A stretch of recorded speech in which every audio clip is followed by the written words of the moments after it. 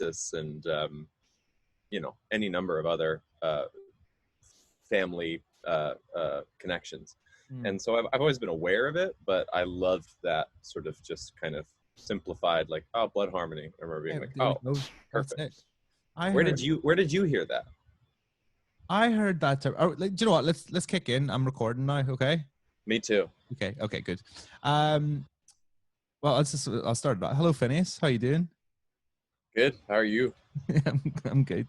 We're sort of like mid conversation already. Yeah. We're chatting about the phrase blood harmony. Anybody who's a Finneas fan who's listening to this, which is probably 100% of the people listening to this, will know that his EP is called Blood Harmony. And you kind of do I get royalties for this because you've nicked the phrase of me? Can you copyright it? Can you copyright it? Because the guy from UFC is copyrighted. Let's get ready to rumble. And so to my understanding, in my limited knowledge of copyright law, you can copyright phrases when they appear on physical merchandise. Okay, so that's all. Taylor Swift famously post 1989 copywrote "This Sick Beat" and a couple other taglines from her album, and it was predominantly in an effort to stop Urban Outfitters from ripping her off. I mean, that's a shout. This sick beat.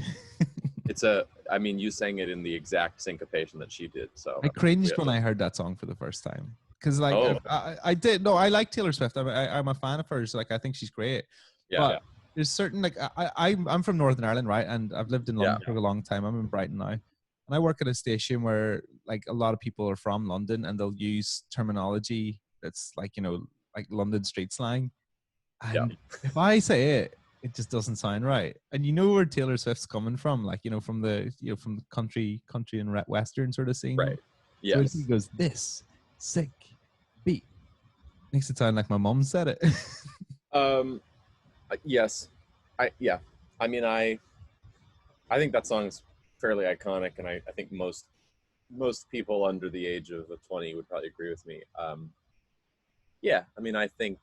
think sometimes I'm not going to point fingers at Taylor Swift, who's a really phenomenal songwriter, but sometimes in my life, I learn a little catchphrase, and when I hear something and I think I like the way that feels rolling off the tongue, and I put it in the very next song I write, and years later I think, I was premature, Yeah, but that's all right. It's just my life experience. That's okay. Everybody's got a little bit of creative license to them. I mean, any idea I come up with, my wife just tells me that she came up with it and that I've ripped it off her. And I was like, yeah, but there's a difference between you coming up with it and me doing it. Yeah, well, I think that's true too. Yeah.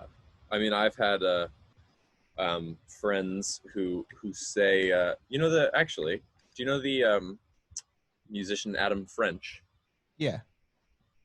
He came out to Los Angeles several years ago, like 2016, and I got to know him, and his Twitter bio was like risk taker, luck pusher or something, and I was like, I'm writing a song called Luck Pusher. I was like, that's a great twist of pushing somebody's luck, and I'm writing it down. So I think it's about kind of like, but that's like all writing in any terms. It's like seeing something and thinking it's worth extrapolating upon.